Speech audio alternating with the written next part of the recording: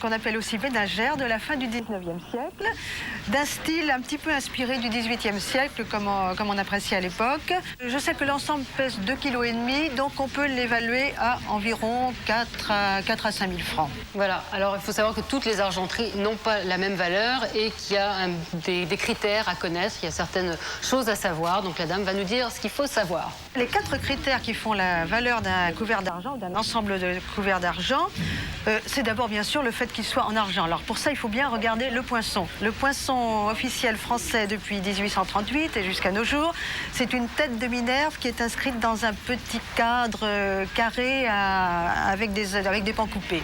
Ensuite, vous avez le décor du couvert lui-même, le modèle le plus courant qui se fait depuis le XVIIIe siècle, depuis l'époque Louis XV, c'est ce qu'on appelle le modèle à filet. Très courant, il s'est fabriqué jusqu'à nos jours. Le plus coté, parce que le plus rare et le plus à la mode aussi, ce sont les couverts art déco, ceux de Jean Puyforca notamment, pour lesquels une ménagère complète, on en a vu des ménagères de 80 à 100 pièces se vendent jusqu'à 100 000 francs et même parfois plus, parce que c'est un modèle particulièrement recherché. Troisième critère, la nature du couvert lui-même. Si vous avez une série de couverts à poissons anciens dans votre grenier, sachez qu'ils peuvent se négocier 3 fois plus cher qu'un couvert normal. Le quatrième critère, c'est un petit détail. Si vous aviez une armoirie avec une couronne de comte ou de marquis, ça valorise bien entendu un couvert et une série de couverts. C'est plus élégant, bien sûr. Tout ça. Ouais, malheureusement, les couverts, c'est quand même ce qui vaut le moins cher dans l'argenterie. L'argenterie, ça se vend au poids. Alors, les couverts, c'est entre 4 et 5 francs le gramme. Par contre, ce qui se vend le plus cher, c'est ce qu'on appelle les pièces de forme, c'est-à-dire les cafetières, les théières, les objets de vitrine, etc. C'est très beau, d'ailleurs, souvent. C'est souvent très, ça a toujours de la valeur, mais ça n'en reprend pas beaucoup forcément par rapport au prix de base. Non. Alors, si vous voulez tout savoir, il y a un guide Argus de l'argenterie française qui est de Françoise de la Flacieux. Voilà. Sauf si c'est de l'argenterie ancienne. Oui, alors là, oui. Si elle a appartenu à Napoléon. Oui, voilà, par exemple. Voilà. Excusez-moi, je suis désolé. Je remets ça. Il est obsédé par Napoléon. Si vous trouvez des choses dans votre grenier et que vous ne connaissez pas le prix de ces choses, vous avez envie de le savoir, n'hésitez pas à nous écrire. À combien ça coûte? Cedex 2360 99 236, pareil concours. Et on consacrera aux objets dont vous voulez connaître les prix. Une rubrique bientôt avec Valérie. Vous avez déjà eu des coups de folie? Tiens, je me paye ça, ça coûte une fortune, mais tant pis, j'adore. Non, j'ai pas le côté Ferrari, j'ai pas le côté château, j'ai pas le côté... Non, honnêtement, moi, ce qui me coûte le plus cher dans ma vie, ce sont les restaurants. Parce que j'invite beaucoup de gens. Ce qui m'a coûté, je crois, le plus cher, ce sont les restaurants. Je suis beaucoup sorti dans des restaurants le soir avec des copains. Et puis alors, l'investissement dans les fleurs, quand je fais une émission où il n'y a que des femmes, par exemple, c'est énorme. Pour les femmes, vous leur avez fait? Vous avez fait des folies pour des femmes? Non, là, oui, des folies. Je sais pas si c'est des folies. Enfin, pas des folies, non, mais oui, des fleurs. Des folies quand même, quoi. J'ai envoyé, par exemple, quand Shirley MacLaine était passée au Palais des Congrès à une époque, elle me chantait une chanson, la chanteuse a 20 ans en anglais. Je lui avais fait envoyer, j'avais vu ça de sa vie, 1000 roses au Palais des Congrès. Ben, je préfère vous dire qu'il a fallu alerter tous les marchands de fleurs de Paris. Et puis, chaque fois qu'elle vient à Paris, elle dit où est Serge Lama? Elle n'a jamais eu de sa vie quelqu'un qui lui a envoyé 1000 roses. Par exemple, ça m'a fait plaisir parce que j'étais tellement fier qu'une star internationale de ce niveau-là me chante une chanson et puis une femme surtout. Bon, ben voilà. C'est vrai que les femmes sont ma folie d'une certaine façon. Ouais. Alors j'ai lu que vous aviez vécu dans des palaces à une époque et vous disiez que vous auriez adoré vivre à vie dans un hôtel. À l'hôtel. À l'hôtel, oui. Parce qu'il y a quelque chose d'intemporel, il y a quelque chose... il y a une forme de liberté, on est quelque part et en même temps on est comme en voyage. On n'est pas chez soi. Pauline Carton vivait à l'hôtel, il y a plein de gens comme ça. Si j'avais vraiment Coco Chanel, si j'avais vraiment été multimilliardaire, j'aurais vécu à l'hôtel. Voilà, ça aurait été mon luxe. La seule chose dont je l'ai fait d'ailleurs à une époque. À une époque, dans les années 70, quand je faisais mes music halls, je suis resté par exemple au Georges V pendant 6 mois. À cette époque-là, ça c'était un truc que je me suis offert. J'avais pas 4 pièces, hein. J'avais une chambre tout simplement, mais je me suis payé ça. Bon, aujourd'hui je pourrais plus le faire, j'aurais plus les moyens de vivre comme ça, mais je me le suis offert à ce moment-là. Ça va peut-être revenir avec l'Olympia. Et j'espère bien, mais c'est bien pour ça même, bon monsieur. Pourquoi pensez-vous que je fais l'Olympia? Mais c'est pour aller dans des palaces. Bon, allez. Serge Lama, on va découvrir un Français maintenant qui lui est pas resté en France, il vit pas à l'hôtel, mais il s'est installé aux États-Unis où il a décidé d'élever des animaux sauvages, et pas n'importe quels animaux, des animaux en voie de disparition. Mais lui, il en élève pour qu'ils ne disparaissent pas, et il en fait le commerce. Regardez. Quelque part entre Tampa et Orlando, perdu au cœur de la Floride, le royaume sauvage. Une propriété de plusieurs hectares devenue l'un des derniers endroits au monde où l'on peut encore acheter des félins en voie de disparition. 250 000 francs par exemple pour un tigre blanc adulte. C'est ici que viennent se fournir les directeurs de zoo et les metteurs en scène de cinéma. Le big boss, c'est lui, Robert Body, surnommé dans la région Tigerman, un Français installé ici depuis plus de 40 ans. Il a parcouru le monde entier pour capturer les espèces les plus rares et aujourd'hui, il les fait se reproduire pour les vendre. Sa pièce maîtresse, ce tigre de Sibérie. Celui-là, il vaut combien si moi je voulais vous l'acheter aujourd'hui? Ah, bah il est pas à vendre, hein, mais je le vendrai pas pour 100 000 $. Pourquoi? Ah, bah parce que c'est lui qui fait de l'argent pour la ferme. C'est-à-dire, il est reproducteur? Il est reproducteur, et non seulement il est reproducteur, il est reproducteur de qualité. Les bébés sont parfaits, et ainsi de suite. Des bébés parfaits, Robert Body vient d'en avoir 3, justement. 3 petites panthères des neiges dont la capture à l'état sauvage est désormais interdite par les traités de protection des animaux. Du coup, ces panthères prennent une valeur exceptionnelle. En ce moment-là, je refuse 25 000 $ pour les 3 petites panthères des neiges. Là. Et pourquoi? Ça ne veut pas dire que c'est la valeur de ces bêtes-là. Mais c'est parce qu'ils en ont besoin, parce qu'ils savent que les animaux qui sont nés ici, comme on ne peut plus capturer les bêtes à l'état sauvage. Donc, c'est presque impossible d'avoir des spécimens parfaits. Robert Body refuse la vente car il sait qu'il en tirera plus de 50 000 francs par tête dans un an. Mais pour cela, il doit d'abord investir une somme importante dans les vaccins et la nourriture du fauve. Pour amener une bête jusqu'à l'âge de 3 ans et en parfaite santé, très bien nourrie, eh bien, ça me coûte à peu près 50 000 $. L'un des premiers postes de dépense de la ferme, la nourriture. Il faut plus d'1,5 tonne de viande par jour pour nourrir les 62 fauves de la propriété.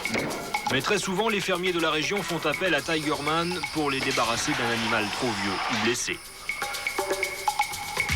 Robert Body n'est pas seulement marchand de fauves, il est aussi dresseur de ces animaux, une activité qui rapporte de l'argent frais à la ferme. On le prépare pour une publicité qu'on doit faire à peu près dans 2 mois. Oui. Alors, il doit faire des tas de choses. Il doit monter dans un camion, descendre du camion, grimper dans un arbre, redescendre de l'arbre. Ça, c'est une commande du client, ça? Oui. Et combien vous allez vendre ce tigre une fois qu'il sera un peu apprivoisé? On va peut-être pas le vendre pendant 1 an ou 2 parce que j'ai plusieurs demandes pour la publicité. Une publicité, c'est à peu près 1 500 $ par jour. Et des fois, ça prend 5-6 jours. 10 jours pour... Donc une bonne affaire pour vous, quand même. Ça amène le nerf de la guerre. Ça achète de la viande pour 1 mois. Les félins sont une passion pour Robert Body. Il leur a tout sacrifié, sa vie professionnelle, sa vie privée et jusqu'à son épargne personnelle, car les affaires ne sont plus aussi faciles qu'avant. Oui, j'ai vendu énormément de bêtes et j'en vends toujours. Les ventes ne couvrent pas les dépenses. J'ai vendu mes propriétés personnelles, j'ai vendu du terrain, j'ai dépensé l'argent d'un appartement que j'avais en France que j'ai vendu il y a 2 ans. J'ai pas encore touché à ma collection de poignards, baïonnettes et d'armes blanches encore. Mais j'ai vendu beaucoup de mes bronzes, j'en avais 52. Un business, c'est une opération qui doit faire du bénéfice. En fait, jamais la ferme n'a fait de bénéfice. À 73 ans, malgré les multiples blessures que lui ont infligées ses fauves et les difficultés financières qu'il rencontre, Robert Body continue son élevage. Et Tigerman en est persuadé, il le continuera jusqu'à ce que sa passion pour les félins lui soit fatale, car un jour ou l'autre, il sait qu'il finira entre les griffes d'un de ses pensionnaires. Voilà l'histoire d'un métier, marchand de fauves, un Français aux États-Unis. Il y a des destinées comme ça un peu, oui, un peu bizarres, marginales, marginales. Amusantes, dangereuses. Ouais. On va bien le dire, parce que les pauvres, ça me fait un peu peur, moi, quand même. Ouais, moi aussi. Ça et les requins, moi, là, les eaux, il y a des requins, je sais pas comment vous... Je me baigne pas beaucoup, Valérie va maintenant nous expliquer ce qu'elle a trouvé comme chiffre intéressant depuis le mois dernier. Eh ben, le mois dernier, c'était l'augmentation du prix de l'essence. Oui. Ça vous intéresse pas trop, parce que vous n'avez pas de voiture. parce que vous savez, pour les tournées, c'est énorme. Et quand il y en a beaucoup de camions qui emmènent le matériel, à chaque fois que ça augmente le coût général et ça rend personne. Ça a augmenté de 14 centimes récemment. Et alors, après une très longue enquête, à combien ça coûte, on a trouvé, enfin, pensons-nous, le litre d'essence le plus cher de France. Alors, c'est dans cette station-service, regardez, c'est à Paris, dans le 8e, et le litre est à 6 francs 98. Donc, si vous trouvez plus cher, écrivez-nous. Mais enfin, on a quand même mené une enquête, 6 francs 98, ça commence à faire très très cher. Alors, deuxième... Ça peut donner des idées. Aux autres, à l'État. Ouais, finalement, s'il en vend, c'est qu'on pourra peut-être c'est ça, on peut encore monter, c'est ça, éventuellement. Alors, le deuxième chiffre, c'est 1 million de francs. Alors, 1 million de francs, c'est le prix que réclame Sridhar Shilal, c'est un Indien. Et il veut Oui, Sridhar Shilal, 1 million de francs, il demande 1 million de francs pour vendre ses ongles. Donc, regardez, il a les ongles les plus longs du monde. Ça fait 10 ans qu'il est dans le livre Guinness des records. Alors, l'ongle de son pouce mesure 1,30 m. Alors, il le roule parce que c'est plus pratique. Les autres ongles mesurent à plus d'1 mètre. Et il a décidé de les vendre parce que ses ongles lui rendaient la vie impossible. C'est-à-dire qu'il change de chemise qu'une fois par semaine parce qu'il a peur de les casser. Il a peur de dormir la nuit parce qu'il a peur de les écraser. Sa femme ne veut plus qu'il la touche parce qu'elle le trouve vraiment répugnant. Donc il dit mes enfants me prennent pour un malade mental, donc j'ai décidé de les... Donc il dit j'ai décidé de les couper, mais pas à n'importe quel prix. Il dit que c'est un prix non négociable. Il y a un Américain qui lui a proposé 500 000 francs et il a refusé de les vendre. Donc c'est 1 million de francs ou rien. En plus, s'il va dans un pays froid avec des ongles comme ça... Il va rester comme ça. Enfin, il trouvera peut-être un acheteur. Alors, est-ce que vous êtes jardinier? Est-ce que c'est une de vos passions? En haut, là, je suis pas bricoleur du tout en général et encore moins jardinier, non. Non, j'aime bien les jardins. En revanche, c'est autre chose. Je les regarde, mais ce sont les autres qui jardinent. Mais alors, Jean-Pierre a un très beau potager. Oui. Ah oui, oh oui. J'avais remarqué en arrivant. Tomates, beau potager. Mais je voulais lui donner un conseil, c'est de se méfier des courgettes, parce que les courgettes, ça peut coûter très cher. Il y a un monsieur aux États-Unis, un juge, qui s'appelle monsieur Stevens, qui avait comme hobby le jardinage, et un matin, il a amené à sa secrétaire les plus beaux spécimens de courgettes de son jardin. Et bien la secrétaire, pour le remercier, elle a porté plainte pour harcèlement sexuel, parce que, je cite, elle a dit qu'elle avait été traumatisée à la vue des courgettes et que le symbole phallique était évident et qu'elle avait eu besoin d'un soutien psychologique pendant plusieurs semaines. Ça ne m'étonne pas, remarquer qu'avec les Américains, elle doit être surprise. Mais le pire, c'est quand même qu'elle a gagné, cette dame. Elle a gagné, elle a été obligée, le monsieur juge a été obligé de lui verser 3,5 millions de francs pour harcèlement sexuel. C'est de la folie. Ben, moi qui aime le pot-au-feu, je vais faire gaffe avec les carottes maintenant. Oui, mais moi justement, moi dans mon jardin, je fais pas de courgettes, je fais que des carottes, je vais me méfier. Méfiez-vous quand même. Je vais faire à ma secrétaire le mois dernier, elle n'a pas porté plainte. Non, elle n'a pas porté plainte, heureusement. Bon, alors vous savez que depuis la mort de François Mitterrand, Jarnac est devenu un lieu de pèlerinage et que le maire de Jarnac va devoir faire face à ce nouvel élan touristique. Donc il est allé voir son homologue de Colombey-les-Deux-Églises pour savoir un petit peu, pour voir comment ça se passait. Parce qu'à Colombey, c'est un tout petit village, il y a 350 habitants et il y a plus de 150 000 visiteurs par an. Donc il y a 6 boutiques de souvenirs. Et alors parmi les choses qu'on peut trouver, voilà, il y a tout ça à Colombey-les-Deux-Églises. Il y a même une bouteille de vin avec le général de Gaulle. Et là, juste avec les petits objets qui sont là, il y en a pour 380 francs. Donc il y a le stylo avec la croix de Lorraine qui monte et qui descend. Ça vaut, le vénard. Ça vaut 10 francs. La bouteille de vin à l'effigie du général. Il y a même la boule qui fait de la neige. C'est de la neige. Boule qui fait de la neige avec le général à l'intérieur, ça vaut 50 francs. Ça se vend en Colombey-les-Deux-Églises, Oui, tout ça. le Mazagran, la boîte à pilules avec le général, le dé, parce qu'il y a des collectionneurs de dés. Oui. Vous voyez. Et alors, tout ça, et alors malheureusement, il y avait rupture de stock sur la poubelle de table. Il y a une poubelle de table avec le général de Gaulle. Et alors, à Jarnac, on ne trouve que ça. Pour François Mitterrand, oui, c'est pas encore lancé. Non, François Mitterrand, on ne trouve que le t-shirt. Oui. Ouais, mais il débute, hein. Il débute.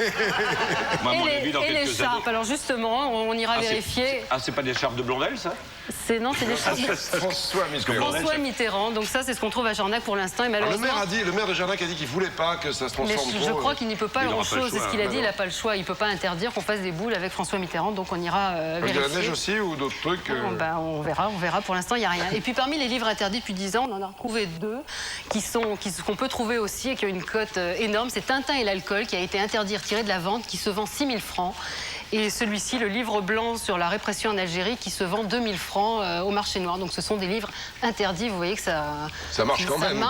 Ça marche quand même. Allez, dernier rendez-vous avec Renaud Etru et ses 3 contractuels. Combien ont-elles fait dans l'après-midi? Alors nous sommes toujours à Paris et toujours avec les contractuels du 8e arrondissement chargés de l'enlèvement des voitures.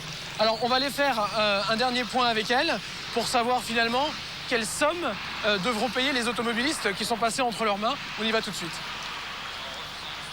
Alors on a passé 3 heures avec vous. Est-ce que vous pouvez me dire combien de contraventions vous avez mis? Là, il y a quelle somme? En tout de contravention, 9 660 francs. 9 660 francs. Uniquement la contravention. Et avec l'enlèvement, il y en a pour 30 210 francs. 30 210 francs. Oui. Est-ce que c'est un métier que vous aimez? Je trouve que c'est nécessaire quand même. Notre travail est nécessaire, car si on ne serait pas là, je crois que ce serait vraiment l'anarchie sur Paris. Hein. Merci. Je vous en prie.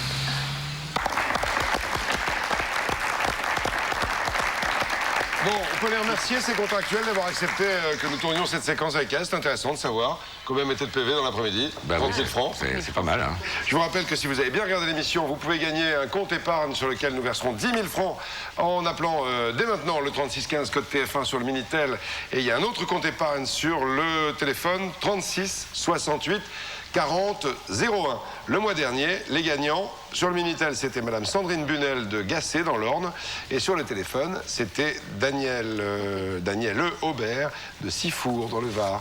Voilà, c'est la fin de cette émission. Merci Serge Lama. Merci à vous de m'avoir reçu. C'était fort agréable. C'était plutôt amusant d'ailleurs comme émission. Mais on a bien rigolé. Pour apprendre et pour se détendre. Voilà. Merci. Au revoir Valérie. Bonsoir Jean-Pierre. Au revoir. Prochain. À bientôt. Au revoir.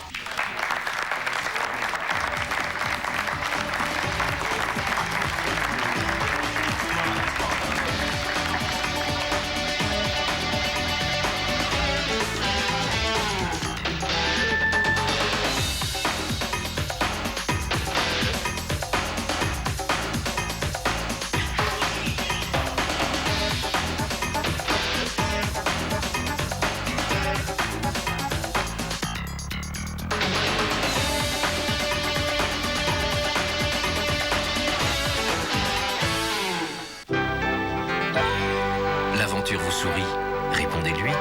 Ushuaïa dans un instant.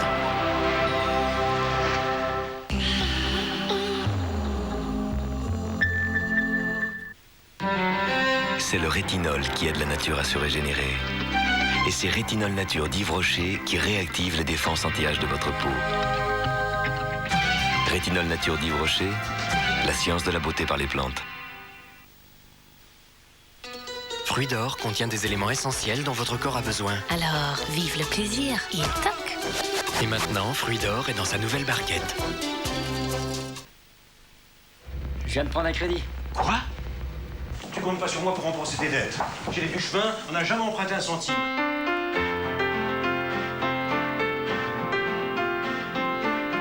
Crédit Lyonnais, votre banque vous doit des comptes. Amour pour tous les êtres, amour pour tous les gens. Vitel aide l'association des enfants de la Terre de Marie-Claire et Annick Noah. Vous aussi, aidez-les. Pour chaque étiquette de Vitel renvoyée, Vitel reverse 10 centimes à l'association. Avec Vitel, donnez de la vitalité aux enfants de la Terre. Entre, il y a une raquette pour toi dans le bureau de mon père. Hé, ça marche, on va pouvoir s'amuser. Arrête, mon père va nous tuer. Fiat Bravo, la compacte tracée. Fiat Brava, la berline de caractère. Agrandi. Laisse-moi faire. L'autre aussi. On continue? Allez, vas-y. Tu te vois au volant? Attends qu'on ait l'âge. Hé, il y a déjà un équipement stéréo. Et les moteurs essence, tous multi-soupapes? Oui, bon, bah fais voir les couleurs plutôt. Fiat Bravo, Fiat Brava, voiture de l'année 1996. Alors, on en était aux couleurs. Stress, pollution, votre cuir chevelu est agressé. Pellicule, cheveux ternes. Et demain, chute de cheveux? La solution, c'est Pétrolane, un complexe unique riche en extraits naturels. Chaque matin en massage, Pétrolane stimule le cuir chevelu. Élimine les pellicules. Ralentit la chute des cheveux. Votre cuir chevelu respire. Vos cheveux sont nets. Pour garder des cheveux plus forts plus longtemps, l'efficacité de Pétrolane est testée cliniquement. Avant, pour trouver les coordonnées d'un correspondant en Italie, en Allemagne, au Portugal, en Espagne, en Belgique ou aux USA, c'était un peu compliqué. Maintenant, avec 3617 page I, c'est simple comme bonjour. 3617 page I, les pages internationales sur Minitel. Je mets pour homme, créé Rebelle Rebelle.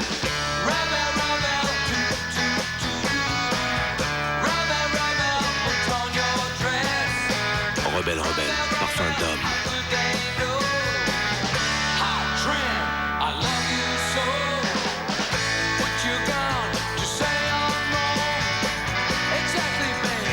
Rebelle Rebelle, la nouvelle eau de toilette déodorant signée Je mets pour homme. Échappez-vous où vous voulez, monsieur Bengali. Jusqu'au 9 mars, Noroto vous offre moins 20% sur l'échappement.